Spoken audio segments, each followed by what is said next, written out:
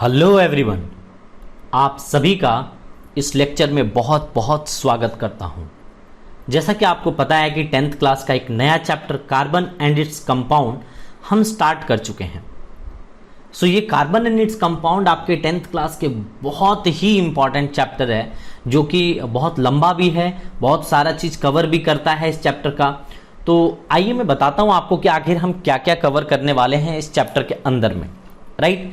तो सबसे पहले मैं आपको इंट्रोडक्शन बताऊंगा, और इस इंट्रोडक्शन में मैं आपको बताऊंगा कि कार्बन जो होता है वो कोवेलेंट बॉन्ड ज्यादातर बनाता है, ठीक है। ये क्यों ऐसा करता है ना। उसके बाद हम उसकी क्या देखेंगे कि different type of covalent compounds देखेंगे, different type of covalent bond देखेंगे, है ना। उसके बाद हम देखने वाले हैं कि जनरल कैरेक्टरिस्टिक्स और properties you can say covalent compounds का, एलोट्रॉपिक फॉर्म देखेंगे, नोमेनक्लेचर यहीं पे सीखते हैं, है ना। उसके बाद हम आइसोमेरिज्म थोड़ा पढ़ते हैं, फिर सोप एंड डिटर्जेंट पढ़ते हैं, ढेर सारे फंक्शनल ग्रुप के बारे में 1 by 1 हम पढ़ते हैं।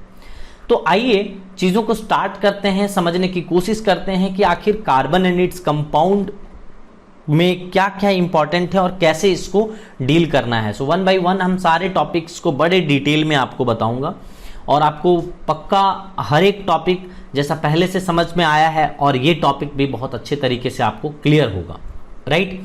तो चलिए बिना देरी के स्टार्ट करते हैं।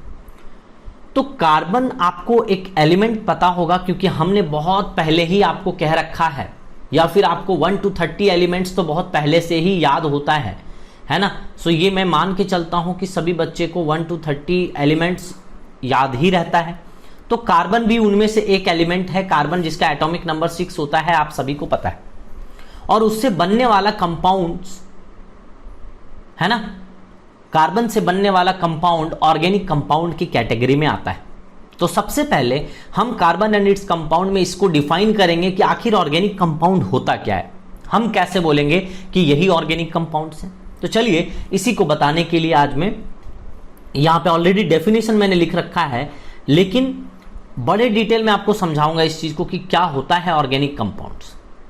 The compounds like urea, sugar, fats, ये सब आपने देख रखे हैं, या तो लेबोरेटरी में या घर में कुछ कुछ आपको मिल जाते हैं। कुछ जैसे ऑयल्स, डाइज, प्रोटीन्स, विटामिन्स, ये सब क्या है, ये एक ऑर्गेनिक कंपाउंड, राइट, जो कि हमें डायरेक्टली या इनडायरेक्टली मिलता है। कहां से? लिविंग ऑर्गेनिज्म से। This is very very important, है ना। The compound which are obtain from the living organism is called as organic compounds. तो लिविंग ऑर्गेनिज्म में कौन कौन से आते हैं? सच एज एनिमल्स, प्लांट्स, है ना। ये सब जितने एनिमल्स हैं, प्लांट्स हैं, जैसे मान लीजिए चींटी की बात करें तो चींटी से आपको पता है कि फॉर्मिक एसिड मिलता है ना। और भी डिफरेंट डिफरेंट बहुत सारे सोर्सेस हैं एनिमल्स के और प्लांट्स के, जहां पे आपको डिफरेंट डिफरेंट तरह के कंपाउंड्स मिलते हैं, उसी को ऑर्गेनिक कंपाउंड्स कहते हैं। ऑर्गेनिक का सिंपल सा मतलब है कि लिविंग ऑर्गेनिज्म से आपको जो कंपाउंड मिला है, उसके बॉडी से जो मिला है, that is organic compound. But क्या आप इससे आगे की और डिफाइन कर पाएंगे? ऑर्गेनिक केमिस्ट्री आप इससे पढ़ पाएंगे इस डेफिनेशन से? बिल्कुल नहीं पढ़ पाएंगे।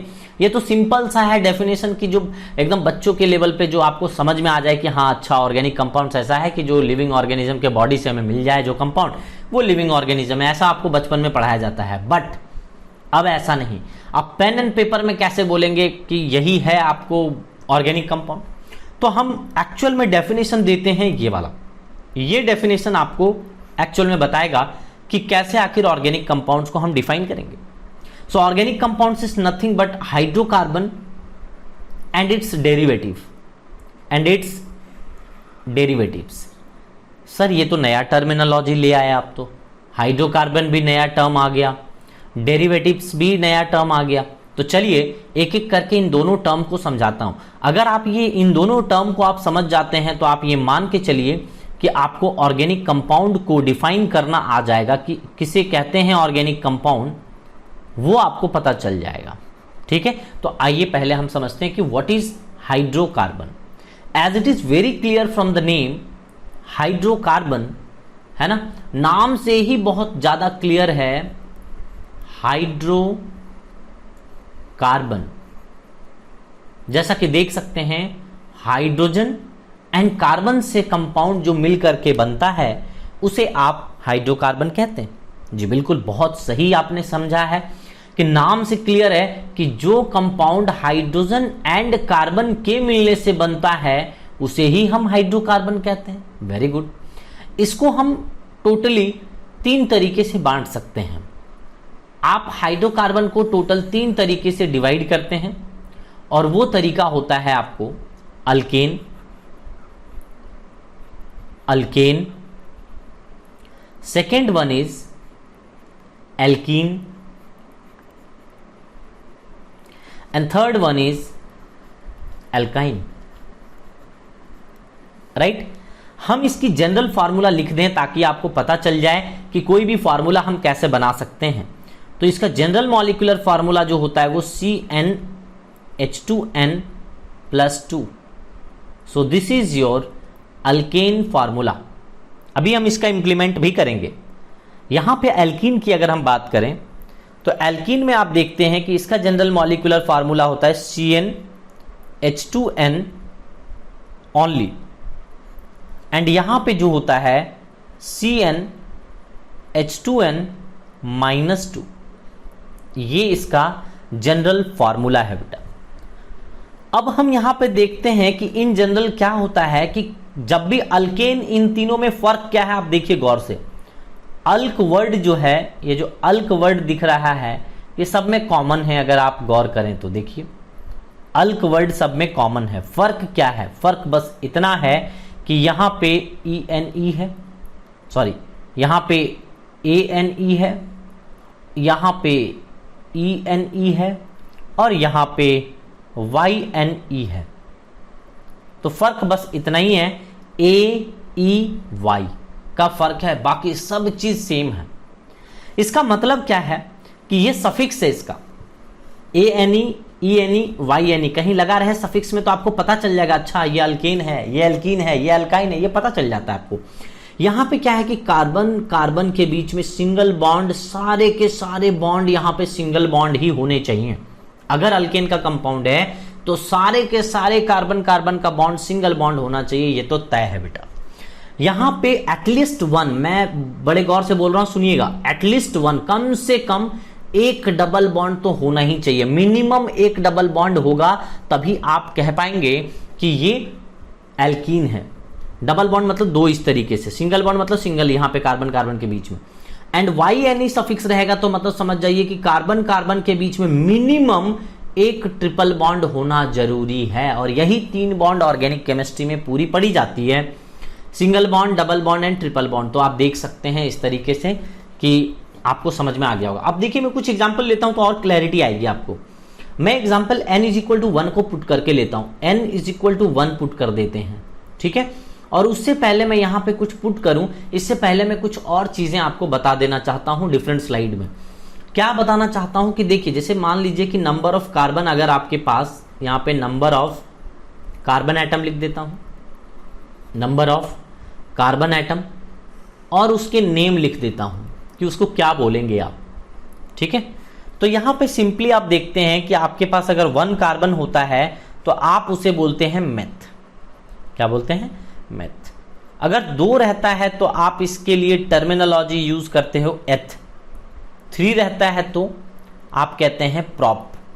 4 रहता है तब 4 के लिए क्या करते हैं तो ब्यूट, बट मत बोल देना बेटा, ब्यूट। 5 रहेगा तो पेंट, 6 रहेगा तो हेक्स, 7 हेप्ट, 8 ऑक्ट, 9 नॉन, यहां पे लिख सकते हैं आप नॉन, है ना। एंड देन फाइनली हम क्या करेंगे 10, जिसको आप डेक कहते हैं, ठीक है। इसी तरीके से 11 को क्या बोलेंगे? अनडेक। 12 को क्या बोलेंगे? डोडेक। 13 को क्या बोलेंगे? ट्राइडेक। तो इसी तरीके से आप deck deck deck deck deck deck deck deck करते चले जाएंगे, है ना। टेट्राडेक, पेंटाडेक, हेक्साडेक, डेक डेक डेक डेक करते चले जाएंगे। 20 को आप क्या बोलेंगे, आइकोस। ठीक है, और फिर इसी तरीके से अनआइकोस, दो आइकोस, ट्राई आइकोस, टेट्रा आइकोस, तो कोस कोस कोस करते चले जाओगे। तो नेक्स्ट यहां पे 30 को क्या बोलेंगे, ट्राइकॉन्ट, ट्राइकॉन्ट। 40 को क्या बोलोगे, टेट्राकॉन्ट, टेट्राकॉन्ट। तो आप खुद सोचिए बेटा, ये 20 30, तो यहां पे टेट्राकॉन्ट, पेंटाकॉन्ट, हेक्साकॉन्ट, ये 50 करके चलते चले जाओगे और लास्ट में इसी तरीके से कॉन्ट कॉन्ट कॉन्ट कॉन्ट करते चले जाओगे तो लास्ट में आपको सेंट मिलेगा, CENT, परसेंट बोलते हो ना, ये यहीं से आता है। तो ये नंबरिंग है और उसको कैसे हम यहाँ पे नेमिंग करके बताते हैं, this is very very important. तो ये आपको नाम पता होना चाहिए और यहीं से नेम मैं उठाऊंगा, आपको ये चीज जरूर पता होना चाहिए, लिख लीजिए। हालांकि आपको 13 से ज्यादा जरूरत कभी पड़ेगी नहीं, लेकिन मैंने कॉपी भरने के लिए आपको ये सब लिख दिया है, आप चाहें तो लिख सकते हैं, नहीं तो 13 से ज्यादा आपको जरूरत नहीं पड़ने वाली है, इन जनरल नहीं पड़ता है। अब देखिए मैं आपको बता दूं कि आपको n is equal to 1 put करना है। यहाँ पे n is equal to 1 put करिए, यहाँ पे n की वैल्यू मैंने दी है और जहां जहां n दिख रहा है वहां वहां आपको n की वैल्यू पुट करनी है। तो कितना आएगा देखना, 1 पुट कर दो तो यहां पे आ जाएगा बेटा CH4। तो एक कार्बन को आप क्या बोलते हो, मेथ, आपको पता है अभी लिखवाया था मैंने, एक कार्बन को आप बोलते हो मेथ। अब चूंकि ये वाला फॉर्मूला इससे बना है ANE वाले सफिक्स से, तो इसका सफिक्स लगाओगे तो इसको क्या बोलोगे, मीथेन, ANE लगा दिया लास्ट में, तो एक कार्बन के लिए मेथ और ANE लगा दिया तो मीथेन हो गया। इसी तरीके से यहां पे आप अगर 1 पुट करेंगे n इज इक्वल टू, तो क्या आ जाएगा C1 और H2। और ये याद रखिए बेटा कि कार्बन कभी भी 4 बॉन्ड मिनिमम बनाए हुए होना चाहिए। ये 4 बॉन्ड से कम अगर कार्बन का नजर आया तो मतलब समझ लेना कि वो कार्बन स्टेबल नहीं है, वो एग्जिस्ट नहीं करेगा। तो यहां पे ये कार्बन का 2 ही बॉन्ड बनेगा बेटा, देखो ये कार्बन 2 हाइड्रोजन से कनेक्टेड है, मतलब ये 2 ही बॉन्ड बनाएगा ऐसा करके।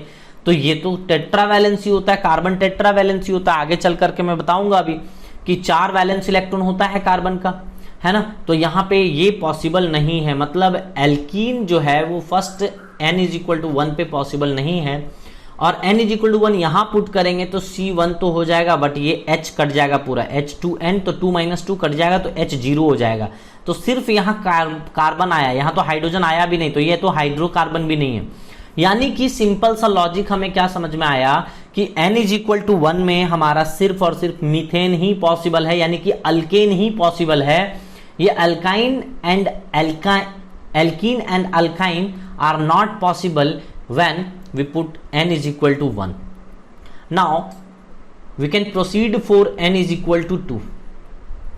2 से कोई प्रॉब्लम नहीं आएगा, बस 1 में ही जो थोड़ा मोड़ा लोचा था, 2 से कोई दिक्कत नहीं आएगी, बड़े इजी तरीके से बना पाएंगे आप। तो बताइए यहाँ पे आप देख करके बताइए कि n is equal to 2 put करेंगे क्या हो जाएगा, C2, और H में यहाँ पे 2 × 2 4, 4 + 2 6, तो यानी कि H6 हो जाएगा। इसको बोलेंगे बेटा 2 कार्बन के लिए हम यहाँ पे वर्ड यूज कर देते हैं एथ, और चूंकि इस फार्मूले से बना है तो उसी का सफिक्स लगाएंगे, तो यहाँ पे ANE लगा दिए, तो इसको हम क्या बोलेंगे, इथेन। ठीक है, इसी तरीके से यहाँ पे आप देखिए, यहाँ पे क्या वर्ड यूज करेंगे, C2, फार्मूला में देखिए C2 एंड यहाँ पे H2N, यानी कि डबल हो जाएगा जस्ट 2N, तो C2H4 हो जाएगा। 2 कार्बन के लिए अगेन यहाँ पे एथ, और चूंकि ये इस फार्मूला से आया है तो इसका सफिक्स लगाएंगे तो ENE लगाएंगे, तो इसको क्या पढ़ेंगे, इथीन। उसी तरीके से यहाँ पे C2H2 हो जाएगा, देख लो आप फार्मूला में पुट करके, है ना। तो C2H2 आएगा, यहाँ पे n की वैल्यू पुट करो, यहाँ पे 2 और 2 2 4, 4 - 2 2, तो C2H2 बनेगा। अब यहाँ पे 2 कार्बन को अगेन यहाँ पे क्या बोला, एथ, और यहाँ पे क्या बोल देंगे, YNE सफिक्स लगाएंगे, क्योंकि इसी फार्मूला से आया है तो इसका सफिक्स यूज करेंगे ये वाला, इसके फार्मूला से आएगा तो ये सफिक्स लगाएंगे। तो यहाँ पे आप देख सकते हैं बड़े इजी तरीके से हमने नेमिंग कर दिया। अब इसके आपको बोले जाएंगे कि स्ट्रक्चर बनाइए, तो स्ट्रक्चर भी बना सकते हैं, बड़े इजीली स्ट्रक्चर बनेंगे आपके। मैंने कहा था यहाँ पे सबको हाइड्रोजन को 2 ही चीज दिमाग में रखना है कि अल्केन में यहाँ पे कार्बन कार्बन के बीच में हमेशा सिंगल बॉन्ड होगा, बना दीजिए, और हर एक कार्बन का आपको 4 बॉन्ड पूरा करना है। तो 4 बॉन्ड यानी कि 1 बॉन्ड तो बना चुका है, देखो दोनों कार्बन मिल करके 1 बॉन्ड तो बना चुका है, 3 बॉन्ड बचा है, तो यहाँ पे टोटल सबको 4 4, हर एक कार्बन का 4 बॉन्ड बनना ही चाहिए बेटा, ये तो फिक्स है। है ना। तो चलो बनाते हैं 4 कार्बन। अभी एक बना है तो 3 और लाइन खींच दो, यहाँ पे 3 लाइन मैंने और खींच दिया। ये भी कार्बन एक ही बनाया है तो 3 यहाँ पे खींच दिया, ऐसे करके लो ये लाइन खींच दिया तो हो गया। अब सब जगह हाइड्रोजन पुट कर दो तो देख लो हो गया ना C2H6। देखो हमने स्ट्रक्चर भी बना लिए। Similarly you can draw here. यहाँ पे देखो कार्बन कार्बन के बीच में, 2 कार्बन के बीच में कम से कम एक सिंगल बॉन्ड होनी चाहिए। तो यहाँ पे क्या बोलेंगे कि C डबल बॉन्ड C। अब बताओ बेटा, कार्बन दोनों कार्बन ने 2-2 बॉन्ड बना लिए हैं तो अब कितनी जरूरत है इसको 2। तो यहाँ पे 2 बॉन्ड दे दो तो 4 हो गया ना इस कार्बन का। अब देख लो इस कार्बन के लिए 4 हो गया आराम से, है ना। अब इस कार्बन के 4 बनाने तो फिर से यहाँ पे भी 2 कर दो तो 2-2 4 बना लिए, खत्म। हाइड्रोजन यहाँ पे पुट कर दो। कार्बन का 4 बॉन्ड बनता है, कार्बन टेट्रावैलेंसी होता है। ये चीज आपके दिमाग में फिट हो जाना चाहिए कि कार्बन ना ही 4 बॉन्ड से ज्यादा बनाएगा और ना ही 4 बॉन्ड से कम बनाएगा, वो 4 ही बॉन्ड बनाएगा। अब देखिए मैंने कहा था कि अगर ये इस फार्मूला पे सूट करे तो यहाँ पे कार्बन कार्बन के बीच में मिनिमम एक ट्रिपल बॉन्ड तो होगा ही होगा। तो यहाँ पे एक ट्रिपल बॉन्ड दे दीजिए 2 कार्बन के बीच में। अब देखो एक कार्बन 3 बॉन्ड बनाया हुआ है तो यहाँ एक ही बॉन्ड बनेगा, ये भी कार्बन 3 बॉन्ड बनाया हुआ है तो एक ही बॉन्ड बनेगा। तो यहाँ पे हाइड्रोजन पुट करेंगे तो देख लो फार्मूला C2H2 तो बन रहा है ना। तो है ना आसान स्ट्रक्चर बनाना। चलिए मैं 1-2 और कर देता हूं, उसके बाद आप खुद से भी बनाओगे तो हो जाएगा। जैसे मैं C3 के लिए पुट करता हूं, आइए, है ना। C3 के लिए यहाँ पे पुट करके बता देता हूं। नेक्स्ट पेज में मैं C3 के लिए कर देता हूं सो दैट आप देख सकें आसानी से। C3 अगर पुट करेंगे बेटा n = 3 पुट करेंगे, है ना। मैं ले लेता हूं n = 3, ज्यादा बेहतर होगा। सो n = 3 आपने लिया तो क्या हो जाएगा, यहां पे आप पुट करेंगे तो ये आप पाएंगे C। आप फार्मूला देखिए अच्छे तरीके से, मुझे फार्मूला याद है, मैं अप्लाई कर सकता हूं। तो C3H2n + 2 तो 2 3 6 + 2 8 तो C3H8। इसको 3 कार्बन को क्या बोलते हैं बेटा, बोलो प्रोप। 3 कार्बन को प्रोप बोलते हैं और चूंकि ये सफिक्स किसका लगेगा, ANE का लगेगा तो क्या बोलेंगे, प्रोपेन। इसी तरीके से इसमें क्या आ जाएगा, C3H6 आ जाएगा और इसको हम क्या बोलेंगे, प्रोप। तो 3 कार्बन को बोलेंगे, बस सफिक्स चेंज करना है, ENE लग जाएगा तो प्रोपीन हो जाएगा। यहां पे भी क्या हो जाएगा, C3 इस फॉर्मूले में पुट करिए तो C3 और H कितना आ जाएगा बेटा, बोलो CnH2n -2 तो 6 - 2 तो यहाँ पे 4 तो C3H4 हो जाएगा। इसको क्या बोलेंगे, 2 कार्बन के लिए एथ, और चूंकि यहाँ पे आपको डबल बॉन्ड ऐसे करना था, ट्रिपल बॉन्ड था तो यहाँ पे सफिक्स में YNE लगेगा, यहाँ पे ENE सफिक्स लगाया, यहाँ पे ANE लगाया। स्ट्रक्चर बनाना है, चलिए स्ट्रक्चर बनाते। देखिए यहाँ पे हर एक कार्बन, तीनों कार्बन कौन से बॉन्ड से कनेक्टेड होगा, सिंगल बॉन्ड से। तो देख लो यहाँ पे पहले सभी को सिंगल बॉन्ड से ऐसे कनेक्ट कीजिए और सारे के सारे सिंगल ही रहेंगे। आप चलिए सबके यहाँ पे पूरा करिए कि 4-4 बॉन्ड तो सबको बनवाना है ना। तो ये तो था मेरा 3 बॉन्ड, सबका 1-1 बॉन्ड बना हुआ है तो यहाँ पे 4 बनाने के लिए मुझे 3 लाइन और खींचने पड़ेंगे ऐसे। इसको बीच वाले मिडिल वाले कार्बन को 4 बनाने के लिए मुझे 2 ही करने पड़ेंगे क्योंकि ऑलरेडी 2 बनाया हुआ था। साइड वाले कार्बन को फिर से यहाँ पे मुझे 3 करना पड़ेगा क्योंकि 1 ही बनाया है। अब सब जगह पे हाइड्रोजन पुट कर दो, कोई प्रॉब्लम है ही नहीं। तो स्ट्रक्चर बनाना और आसान है बेटा, कोई दिक्कत ही नहीं है, बड़े इजी तरीके से आप बना सकते हो।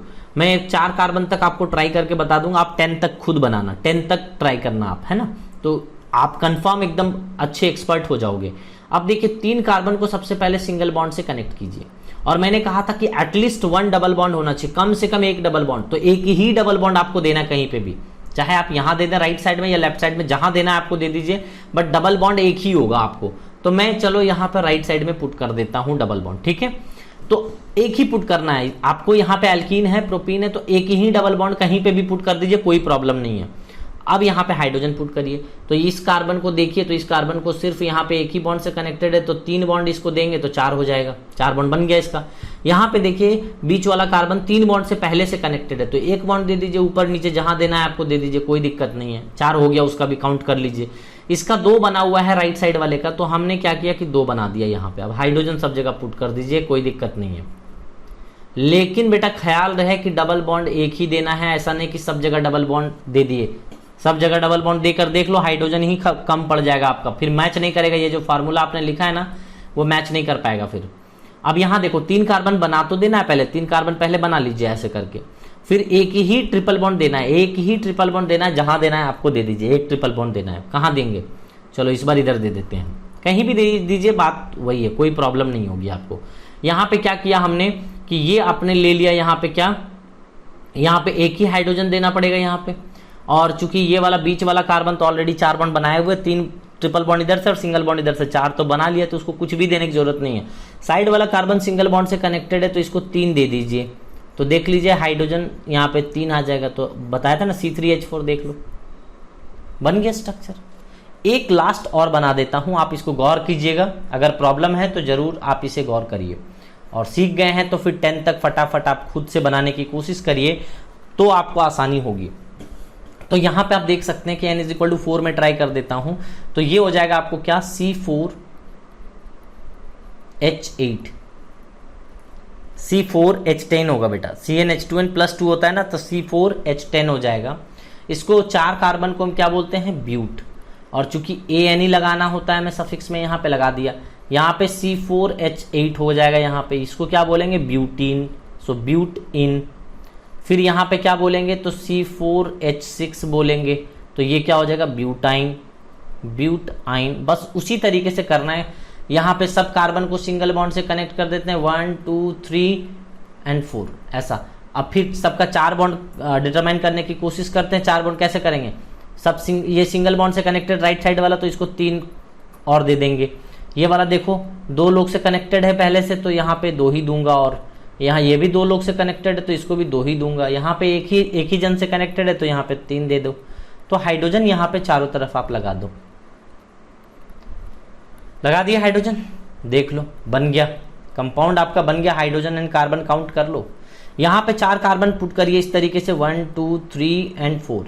अब कहीं भी जहां मन करे आपका डबल बॉन्ड दे दीजिए, जहां मन करे, कोई दिक्कत नहीं, जहां भी मन करे, आप चाहें तो साइड में दीजिए, आप चाहें बीच में दीजिए, जहां मर्जी आपको दे दीजिए, आंसर वही आएगा। अब देखिए यहाँ पे देखिए कार्बन 1 बॉन्ड बनाया, हाइड्रोजन केयरफुली पुट करिए, 1 बॉन्ड बनाया राइट साइड वाला, तो मैंने यहाँ पे इसको 3 दे दिया, तो 4 बॉन्ड बना। ये देखो ये सेकंड वाला कार्बन इधर से राइट साइड से सेकंड कार्बन जो है वो 3 बॉन्ड ऑलरेडी बनाया, तो इसको 1 ही बॉन्ड देंगे। ये भी 3 बॉन्ड बनाया तो इसको भी 1 ही बॉन्ड देंगे। ये 1 बॉन्ड बनाया तो इसको 3 बॉन्ड देंगे। तो 4 सबको कर देना है, सबको 4 कर देना है। तो ये आपको हाइड्रोजन पुट कर दो। अब काउंट करके देख लो बेटा यहाँ पे आपके हाइड्रोजन और कार्बन सेम है या नहीं। उसी तरह से यहाँ पे आप क्या कीजिए, 4 कार्बन इस तरीके से ड्रॉ करिए और कहीं भी जहां मन करे आपका ट्रिपल बॉन्ड दे दीजिए। इस बार मैं साइड में दे देता हूं ट्रिपल बॉन्ड, ठीक है। अब हाइड्रोजन पुट करना स्टार्ट करिए। तो हाइड्रोजन पुट करेंगे तो चूंकि राइट साइड वाला कार्बन ट्रिपल बॉन्ड से कनेक्टेड है तो 1 ही बॉन्ड देंगे तो काम हो जाएगा।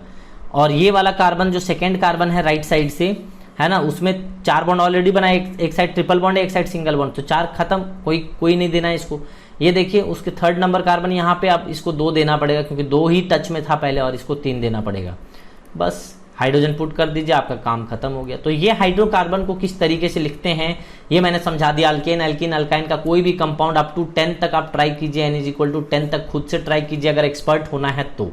और नहीं अगर करना है तो भैया जैसे आपकी मर्जी करते रहो, लेकिन मैं तो सजेस्ट करूंगा 10 तक जरूर आप लिख लीजिए बेटा, जरूर 10 तक लिख लीजिए तो आपको बड़ी आसानी हो जाएगी। अब हम आइए डेरिवेटिव का मीनिंग समझाते हैं कि क्या होता है डेरिवेटिव। तो हाइड्रोकार्बन तो बता दिया मैंने, क्योंकि डेरिवेटिव नहीं समझोगे तो फिर ऑर्गेनिक कंपाउंड्स को डिफाइन कैसे करोगे। तो यहां पे डेरिवेटिव का मीनिंग समझते हैं, आइए। सो डेरिवेटिव,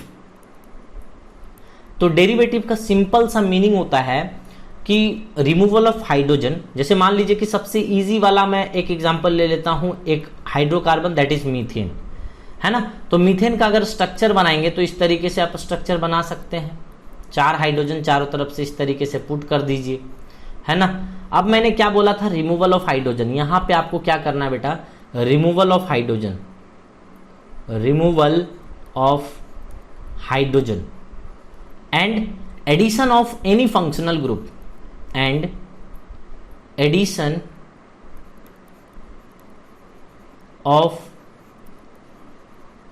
एनी फंक्शनल ग्रुप। ये क्या होता है फंक्शनल ग्रुप, आगे के लेक्चर में आपको पता चल जाएगा। अभी दिमाग में बस रख लीजिए कि कोई भी फंक्शनल ग्रुप, जैसे अल्कोहल हो गया, एल्डिहाइड हो गया, कुछ तो आपने सुन रखा होगा थोड़ा मोड़ा।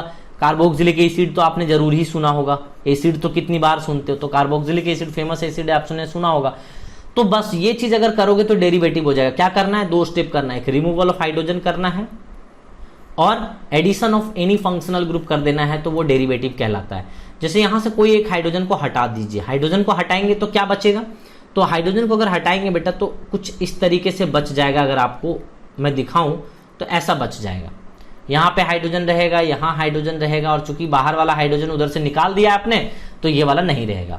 तो यहाँ पे कोई भी फंक्शनल ग्रुप लाइक अल्कोहल लगा दीजिए, एल्डिहाइड लगा दीजिए, जो भी मर्जी है आपका, एसिड लगा दीजिए, तो जो भी लगाएंगे, मान लीजिए कि कोई भी फंक्शनल ग्रुप आपने हो सकता है आपने कोई फंक्शनल ग्रुप एक्स माना हो, है ना, एक्स माना हो, तो मैंने यहाँ पे एक्स लगा दिया। तो इस एक्स के जगह पे जो भी रखना है, जो भी फंक्शनल ग्रुप रखना है रखिए, कोई प्रॉब्लम नहीं है, ठीक है। तो इस तरह से आपने देखा कि ये जो कहलाया, ये जो पार्ट है पूरा, इसी को तो बेटा ऑर्गेनिक कंपाउंड कहते हो आप। इसी को क्या कहते हैं? Organic compound. और इसी ऑर्गेनिक कंपाउंड को पूरी ऑर्गेनिक केमिस्ट्री में आप पढ़ते रहते हैं, उसकी फिजिकल, उसकी केमिकल, उसकी रिएक्शन, ये सब कुछ आप पढ़ते रहते हैं इस ऑर्गेनिक कंपाउंड्स के बारे में, और यही ऑर्गेनिक केमिस्ट्री कहलाता है, ठीक है। तो ये definition, I think first lecture में आपको डेफिनेशन क्लियर जरूर हो गया होगा कि व्हाट इज ऑर्गेनिक केमिस्ट्री, है ना, and what is organic compound, organic compound किसे कहते हैं ये जरूर क्लियर हो गया होगा। Hydrocarbon and it's derivative, simply हमने पहले डिफाइन किया कि जो भी लिविंग ऑर्गेनिज्म से जैसा भी कंपाउंड मिलता है उसे हम क्या कहते हैं, ऑर्गेनिक कंपाउंड कहते हैं। बट मैंने मॉडर्न जमाने के अकॉर्डिंग आपको बताया कि ऑर्गेनिक कंपाउंड हम उसको कहते हैं जब हाइड्रोकार्बन एंड इट्स डेरिवेटिव आप बताएंगे तब। तो हाइड्रोकार्बन का मतलब सिंपल क्या है, जो हाइड्रोजन एंड कार्बन से मिलकर के जो कंपाउंड बनता है उसे हाइड्रोकार्बन कहते हैं। हमने 3 तरह का हाइड्रोकार्बन बताया आपको, अल्केन, एल्कीन, अल्काइन बताया। उसमें ढेर सारे हमने कंपाउंड्स लिखने की कोशिश करी, और उसमें 10 कंपाउंड्स, है ना, 10 3 तो 30 कंपाउंड्स आपने लिखना है उसमें टोटल। अब उसमें से एक सबसे सिंपलेस्ट फॉर्मूला हमने कार्बन, यहाँ के कार्बन के कंपाउंड ले लिए, दैट इज हाइड्रोकार्बन ले लिया हमने, क्या, मीथेन, जिसे बहुत फेमस है, सबसे छोटा कंपाउंड है मीथेन। ये क्या है बेटा, मीथेन। अभी नाम भी, नेमिंग भी कैसे लिखते हैं वो भी बता दिया मैंने, मीथेन। तो यहाँ पे क्या करना है, डेरिवेटिव का मीनिंग समझना था हमें, तभी ऑर्गेनिक कंपाउंड्स बना पाएंगे। तो ये डेरिवेटिव का मतलब है removal of hydrogen and addition of any functional group. आपने एक्स ऐड कर दिया तो ये एक ऑर्गेनिक कंपाउंड्स बन चुका है पूरी तरीके से। और मैं मानता हूं कि आपका डेफिनेशन पार्ट यहाँ पे जरूर क्लियर हो गया होगा। फर्दर आगे के लेक्चर में अब आपको धीरे धीरे समझ में आ जाएगा पूरा डिटेल में। बेटा मैं इतने डिटेल में जाऊंगा कि आपको पूरा बेसिक चीज समझ में आना चाहिए, कनेक्ट करना चाहिए आपको, एक से दूसरे चीज को कनेक्ट कराऊंगा, ठीक है।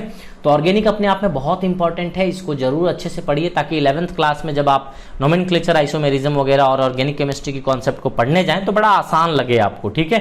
ये एक ब्रिज का काम करता है आपको। तो चलिए आज के लेक्चर में इतना ही, अगले लेक्चर में फिर से हम धमाल मचाएंगे। तब तक के लिए धन्यवाद।